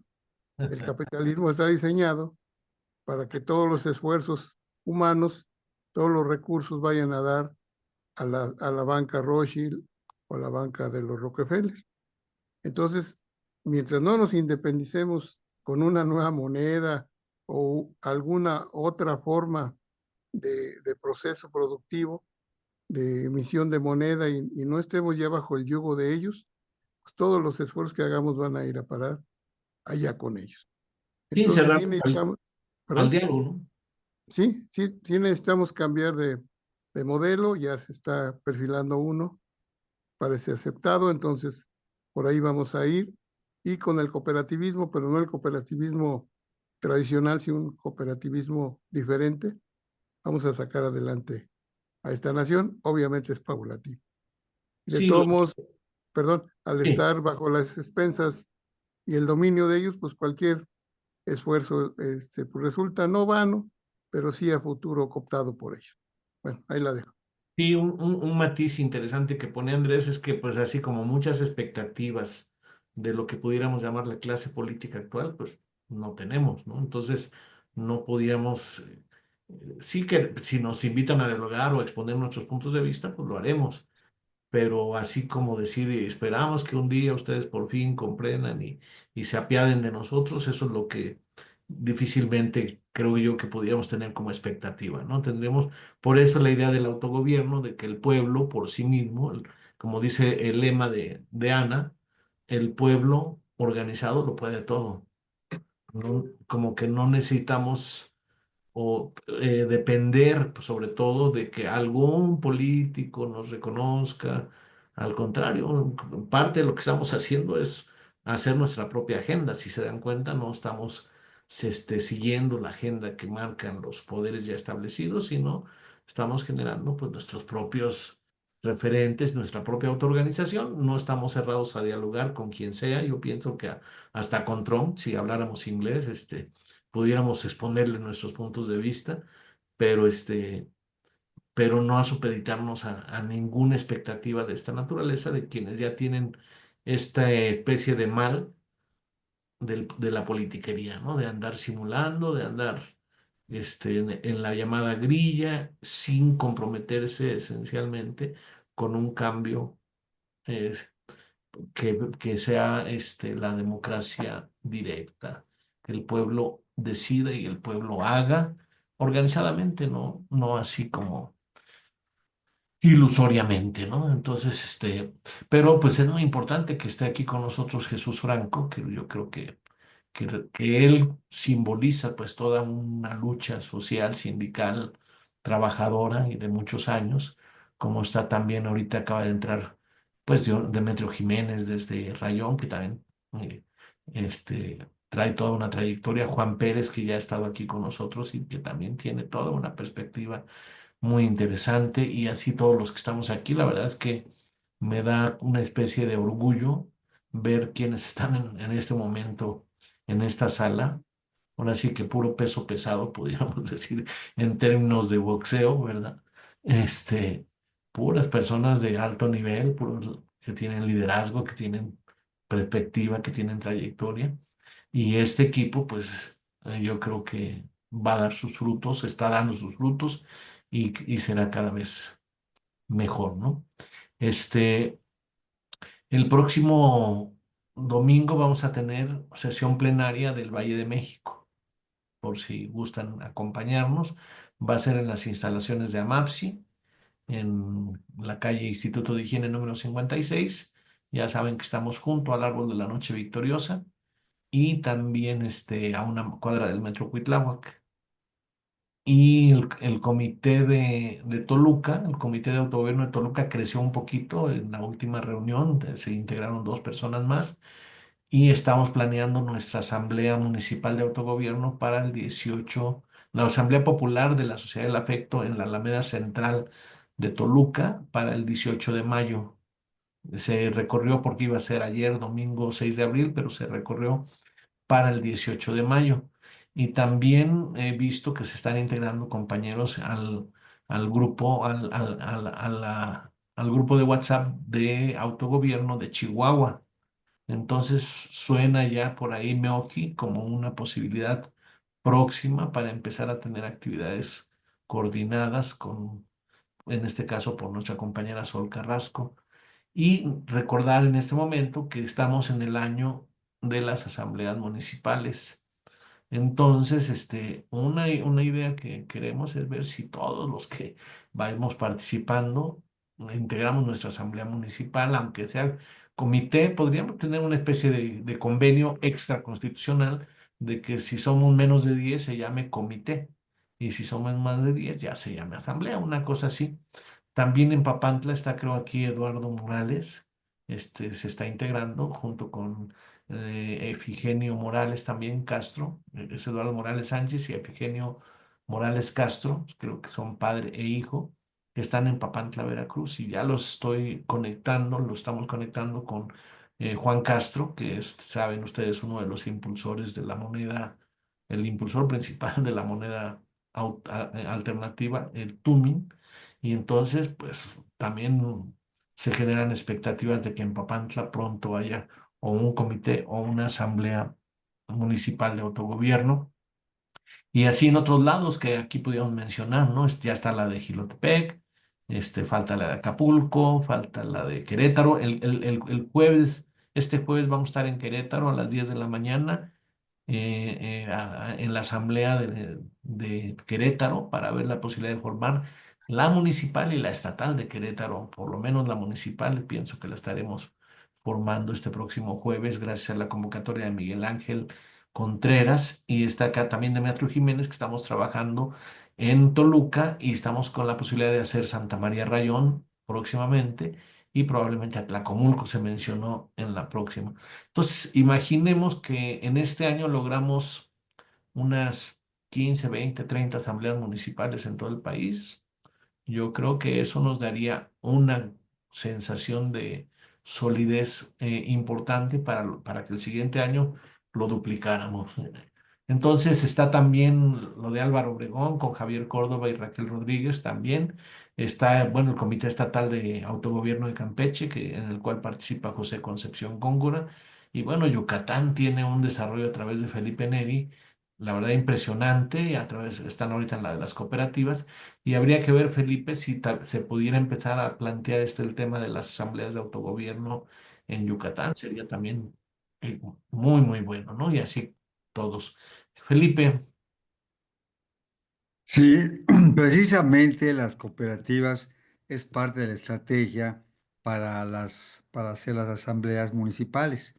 Por ejemplo, Valladolid tiene hasta ahorita alrededor de 30 cooperativas con un mínimo de 5 personas y no más de 6. Eso que nos permite que en un municipio que es grande, es importante como Valladolid, tengamos 30 cooperativas por 5, 150 personas. Entonces, esa es va a ser una asamblea muy importante. Por ejemplo, Mérida.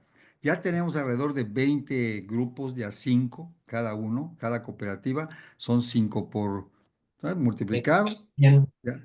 O sea, vamos a tener completo esto, si no del total de las asambleas en este año, pero sí al menos un buen porcentaje que no va a ser menor del 40%, ¿sí? Eso sí, esta estrategia de las cooperativas es el paso para hacer las asambleas y va a haber un doble compromiso, ¿verdad? Tomar el poder y establecer nuestro sistema económico, ¿verdad? Social, ¿verdad? Esa es la intención, Marco. Pues nuestra admiración para Felipe, que yo creo que está avanzando muchísimo, y, Gracias. y que sirva de inspiración para todos nosotros para hacer algo similar, ¿no? Y decíamos que habría que hacer incubadoras porque un riesgo que tienen las cooperativas es que a veces se inician y poco tiempo después no se consolidan, ¿no? Entonces tendríamos que buscar las formas de integración, de hacer consensos, de que la gente se mantenga, de que sea equitativo, de que nadie se sienta como que se abusó de él o al contrario que se le permita abusar. Todo eso es todo un reto de cambio civilizatorio, ¿no? Felipe, Discúlpame, pero es que quiero hacer hincapié. Hoy te mandé por ahí un acta que le estamos llamando Asamblea General Cívica Permanente para la constitución de la cooperativa. Es el holding. Esa precisamente va a ser el cerebro para que las cooperativas de producción no tengan que estar pensando a dónde se van a llevar el producto, cuándo van a cobrar. Todo. Hay un área de contratos, un área de garantías bancarias, todo. O sea, esta acta que te mandé hoy, Marco, me gustaría que la leyeras por la claro que sí. simbiosis, sí, por la simbiosis que vamos a crear. Incluso uno de los socios o de los amigos propuso que se creara lo que es la parte territorial, donde empatamos los 6 distritos federales electorales, los empatamos con los 21 locales para tener cercanía con la comunidad y que no se produzca eso que dices, que se desbarate, al contrario, ¿no? Esa es la intención. Creo que lo hemos pensado ahora sí bien, aunque suene muy arrogante, pero creo que lo hemos ido armando con mucha intención, ¿verdad? De lograr el éxito. Sí, gracias. Gracias y pues reiteramos que hay que aprender mucho de los mayas tanto de los mayas y de todas las épocas, incluyendo a los actuales, que como ven, pues traen toda una posibilidad cultural y organizativa muy interesante, pero lo mismo pues de las otras etnias y de los mestizos tendríamos que hacer acopio de los talentos, de las vocaciones que hay en un grupo que decía yo como este que hoy está reunido para hacer una revolución en México, un cambio esencial, pacífico, pero muy consistente y pues que Jesús Franco esté aquí con nosotros por parte del FASO también es algo muy relevante, que refleja pues que estamos en posibilidades. Y otra cosa que también refleja es que, bueno, por ejemplo, ahorita hay gente que dice es que, bueno, el gobierno no está bien, las elecciones del Poder Judicial, y algunos dicen, no, este gobierno no, y entonces diríamos, ¿qué tal, Eliseo? ¿Cómo estás? Este, bueno, ¿quién puede sustituir a los actuales aliados con Yunes? Y decimos, ¿será Movimiento Ciudadano que ahora ya salió que es el segundo lugar después de Morena? Y pues como que decimos, no, tampoco. El PAN tampoco, el PRI tampoco, el PT tampoco, el Verde tampoco. Ahora sí que como decían los argentinos, pues que se vayan todos. No hay ningún partido que lo pueda hacer. Exacto. Todos están contaminados por malos elementos. Sí, pues de ahí la Que relevancia del proyecto que se estamos creen de haciendo. izquierda o se creen socialistas, pero son más fifís que los fifís. Sí, Es la pues verdad. ahí está digo, es un sentimiento que está creciendo, ¿no? O sea, hay un proceso de desencanto, se habla de las posibilidades de rupturas en el mediano corto plazo.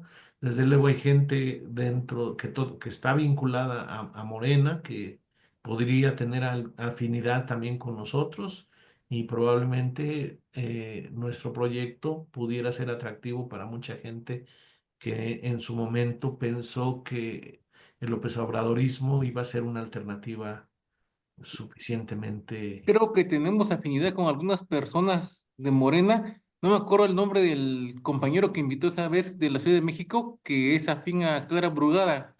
Yo creo que por Ah, esa sí. línea podemos ir, se va a ir feo porque es un término que no se debe usar ya en el país para la próxima cargada para que ella sea la candidata a la presidencia. Yo sé que es un término que no va correcto para alguien que habla de autogobierno, pero podría ser el caso. En el caso de que Clara Brugada pudiera acercarse a nuestras posiciones, que no lo descarto, porque Clara Brugada viene de la comunidad de San Miguel Teotongo, ahí están sus orígenes políticos, y en particular Arturo Morales, que es el compañero al que se refiere Jorge Lucas, estuvo aquí explicando la historia de San Miguel Teotongo y es precisamente Arturo Morales el que nos conecta ahora con los compañeros de Papantla. Los fue a visitar allá, a hacer unos talleres de huertos urbanos o semirurales y estuvo allá platicando del proyecto de ANA, de la Sociedad del Afecto, de la República Federal y Pluricultural de México y gracias a ello, tanto Eduardo Morales como Efigenio Morales se integraron, ya se registraron, como ya les mandamos incluso su acta de ciudadanía de la República Federal y Pluricultural de México, que todos debiéramos de tener. Hasta ahorita se han registrado 223 personas, pero creo que de los presentes no está ninguno. ¿No? En el registro, no sé si a algunos ya les mandamos su acta, porque ya nos faltan nada más 30 de esos 223 que se han registrado, nos faltan 30 actas, ya todos los demás ya se las mandamos. Entonces, un poco a propósito, todavía no les había yo pedido a ustedes que se registraran como ciudadanos de la República Federal y Pluricultural de México, pues para que no se me juntara tanto el trabajo. Ya tengo un mes y medio, 2 meses junto con Otilia sacando las actas. Otilia es la coordinadora del registro civil y estamos sacando las actas. Nos faltan, te digo, todavía como 30, pero se pueden ir registrando en el formulario de Google o también hay formulario para llenar a mano. Se puede imprimir y llenarlo a mano. También está el mismo formulario para hacer el acta de ciudadanía. Ya se le dio su acta, por ejemplo, a Marco Turra, que es de origen italiano, pero que Ana ya lo reconoció como ciudadano mexicano. Y estaba pensando en otra cosa que la voy a decir ahorita. Bueno, tenemos que hacer una conmemoración del primer año de vida de la República Federal y Pluricultural de México, que podría ser, y podríamos tener asamblea presencial, creo que va a ser domingo 5 de octubre, podría ser sábado 4 y domingo 5, reunirnos nuevamente, podría ser en la Ciudad de México o eventualmente en otra ciudad, si ustedes así lo consideran, para el aniversario.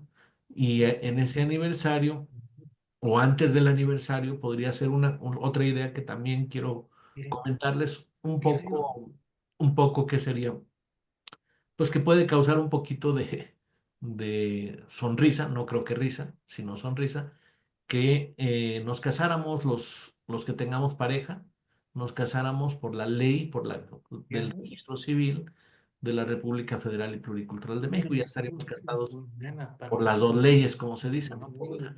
Por la de los Estados Unidos mexicanos y por la ley de la República Federal y Pluricultural de México. Entonces, pues lo pongo un poco a su consideración previa para que decidamos si lo hacemos en agosto, en septiembre, en octubre, en noviembre o en diciembre y que hagamos una boda colectiva donde se hagan las actas de matrimonio de la República Federal y Pluricultural de México. Claro, cada quien con su pareja, ¿no? Si alguien quiere hacer poliamor, bueno, podría ser también, ¿no? Ya cada quien, pero bueno, nosotros habíamos pensado en parejas de cualquier orientación. Al país de China lograron hacerlo comunista después de que su presidente se enterara del sistema. A ver qué más dice Tezcatlipoca, que es una compañera que muy participativa, pero casi no abre su micrófono. Después se enterara del sistema político de los mexicas, fíjense, o sea que los mexicas tenían un sistema que influyó aparentemente sobre Mao, sobre los chinos, y que ahora miren China. Dubái, dice Tezcatlipoca, fue creado después de venir a conocer el sistema de hacer islas llamado Pipiltín o Pipiltín, que no es otra cosa que el método anahuaca de hacer chinampas. Así de provechoso resulta el acercarse a nuestros pueblos originarios. Los extranjeros lo saben. ¿Nosotros cuándo? Pregunta Tezcatlipoca, que usa precisamente este nombre en honor, pues, a las culturas originarias. Y yo ya la conozco visualmente, he estado en algunas reuniones con ella, cuando estábamos planeando la ceremonia de ahí está Tezcatlipoca, Yolotl, ¿cómo estás? Y con mucha admiración para Tezcatlipoca, así como la vemos poco, porque acá siempre tiene su ventana cerrada, pero es una persona también con un talento impresionante que deberíamos de valorar mucho. Y así, por eso decía yo hace un rato que la gente que está reunida hoy en esta reunión, puro peso pesado, ¿no? De ahí para adelante, ¿no? Así es que todos traemos trayectoria, todos tenemos con qué y coordinarnos, pues puede ser superlativo. Entonces, hoy por primera vez mencioné lo de la boda colectiva, por si, a ver ustedes qué piensan. Por lo pronto, este domingo, los que estén en Valle de México, nos vemos ahí en el árbol bueno, en la MAPSI. No vayan a faltar. A las 10 de la mañana está citando nuestra coordinadora del Valle de México, Marcela Parra. Y pues esperamos darle más formalidad al Valle de México, hacer hacer un consejo coordinador más consistente y hacer reuniones del Valle de México, por lo menos, les digo, cuando mucho, mensuales, ¿no? Es decir, podría ser un poco más que mensuales, pero al menos una vez al mes, reunirnos en el Valle de México. Y en cuanto estén las tres asambleas que estamos organizando en el Estado de México, Toyocan, quizá también tendríamos que ya formar la Asamblea del Estado de México. Aquí está Isael Garrido, que es el coordinador del autogobierno del Estado de México. Para el 4 de mayo tenemos prevista la asamblea, el inicio de la asamblea municipal de Teoloyucan y poco después la de Coyotepec, pero estas dos pues pertenecen al Valle de México ya en la nueva constitución. Entonces necesitaríamos pensar en Atlacomulco, Toluca, Santa María Rayón con Demetrio, que aquí está presente, y algunos otros municipios del Estado de México, Toyocan, para que con tres municipios ya se forma la Asamblea Estatal. Y bueno, ya más adelante, yo pienso que así como van, por ejemplo, los mayas en Yucatán, pues podrían estar en condiciones de arrebatar el gobierno, ¿no? En algún tiempo, digo, arrebatar en el mejor sentido de la lucha pacífica, pero sí, así como lo hicieron los de Cherán, pues, o sea, decir, aquí está otra perspectiva, está otra posibilidad, y así en cada municipio, yo digo que una asamblea municipal de 200, 300 personas ya puede empezar a pugnar porque se establezca el autogobierno y se desplace, se desconozca pacíficamente al gobierno municipal. Es purio que no tenga sustento popular, ¿no? Que no esté comprometido socialmente. Esa es la perspectiva que yo veo a mediano plazo y obviamente si como logramos como Cherán administrar las finanzas municipales, pues ya empezaría ahí otro tipo de proceso. Mientras tanto, pues sí se les pide a cada uno de ustedes y a los que escuchen este video, pues hacer una aportación pequeña mensual para los gastos que tenemos, ¿no? No piensen en grandes cantidades, así 20 pesos, 30 pesos, 50 pesos, 100 pesos, 200 pesos, yo creo que debería ser lo más alto al mes, pero lo que sí les pedimos es que fuera mensual, que la compañera Otilia manda un recordatorio, pero aunque no hubiera recordatorio, ya supiéramos que contamos con esa posibilidad, que en este momento, pues lo que urge es pagar el sitio web que está funcionando. Yo creo que ya todos ustedes lo pudieron visitar, el anamexico.org. Recientemente me invitaron, a través de Marco Turra, se conectó con la Universidad del Buen Vivir de Buenos Aires y ellos traen toda una red internacional de vínculos de economía solidaria y social, eh, y tienen también foros internacionales y me entrevistaron, gracias a Marco Turra, me entrevistaron de qué es ANA y qué es la Sociedad del Afecto, qué es eso de la nueva constitución y le llamó muchísimo la atención a Claudia Álvarez, que es la que me entrevistó por parte de la Universidad del Buen Vivir de Buenos Aires. Está grabada, se las mando al ratito para que la puedan ver. No sé si alguien más quiere hacer uso de la palabra, estamos a pocos minutos ya de cerrar este programa. 3 minutos. Creo que Este, debería hacer un tema sobre los desaparecidos de México. ya lo, ya lo hicimos la semana pasada. Pero no me refiero a esos desaparecidos, sino me refiero a cuando en México había guerrilla de la Liga 23 de septiembre por el movimiento Ah, del 78, todo ese tipo de desaparecidos. Bueno, no ya. sé si sea correcto o políticamente correcto hablar de eso.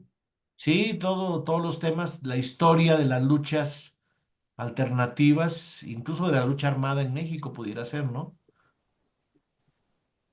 Eliseo, ¿cómo ves?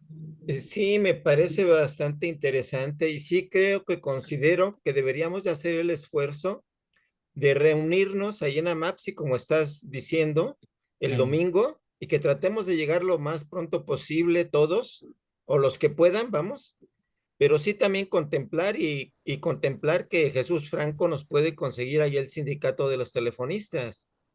sí, Es un buen compañero y digo, para que haya también un poco más de compañeros que lleguen con más confianza también. sí, claro. Sí, para hacer un evento un poquito más formal, pudiéramos luego pedirle a Jesús Franco, ya se desconectó, pero podríamos pedir el apoyo de los telefonistas que ya nos lo han dado. No hay que olvidar que ahí nace Ana en el Yo tengo comunicación con él directa por teléfono y podemos también invitarlo porque él también sigue participando, pero ya de otra manera. Sí, muy bien. Y este domingo analizamos eso en la reunión y vamos a ver también la formación de los comités o asambleas municipales del Valle de México, de Sí, todas está las bien. alcaldías. Bueno, pues lo hacemos nos vemos el domingo, Eliseo, entonces, Sí, para comentar eso que acabas de decir. Toño, Raquel, Una pregunta, por favor, perdón una molestia, mi estimado, porque no es el tema, pero mañana voy a ir a la ULA y no me has confirmado cuál es la fecha en la que podrías dar tu segunda conferencia. pues yo la podría dar cualquier jueves que se anticipe como mes y medio, porque casi siempre tengo pacientes ese día en Ciudad de México. Así Entonces, que si lo un mes y anticipamos, medio de ahora, ajá, perfecto. de la fecha en que me lo avises, yo tendría un margen, debería tener un margen de mes y medio. O sea, tú eliges la fecha, Ok. pero que yo pueda mover mis pacientes o pueda no citar pacientes un jueves y ya me voy a ir al aula. Y, oye, ¿y el tianguis también se va a tardar tanto o no? El tianguis va a ser el 19 de abril, Ah, el ¿acá? sábado, ¿En mi sábado 19 de colonia? abril. ¿En mi colonia? No, es en otro lugar. Ah, no, pero yo digo el de mi colonia. De tu colonia igual tú ponle fecha nada más así un poquito anticipada Ok, ok, y hecho. este domingo que nos vamos a reunir en el Valle de México podemos llegar a acuerdos de fechas coordinadas. Está perfecto. Sí. Bueno, pues hemos llegado al final de este programa, son exactamente las 9 de la noche y ¿les parece bien que el próximo lunes veamos el tema del proyecto educativo en la nueva Constitución mexicana? ¿Les parece bien? Correcto. Muy Hasta ahí, bien. Correcto. Muchísimas gracias. por hoy, Bien. buenas noches a todos. Hasta Buenas noches. luego. Buenas Buenas noches. Saludos a noches. todos. Felipe, Muy José amables. Buenas Buenas noches. noches. Buenas noches. Buenas Buenas noches. noches. Buenas Hasta noches. Hasta Mañana, mañana, si Buenas Dios noches, quiere. Miguel. mañana hay Buenas noches. reunión, ¿verdad? Mañana hay reunión Mañana a hay las 8 de la noche del Consejo Coordinador. mañana entonces.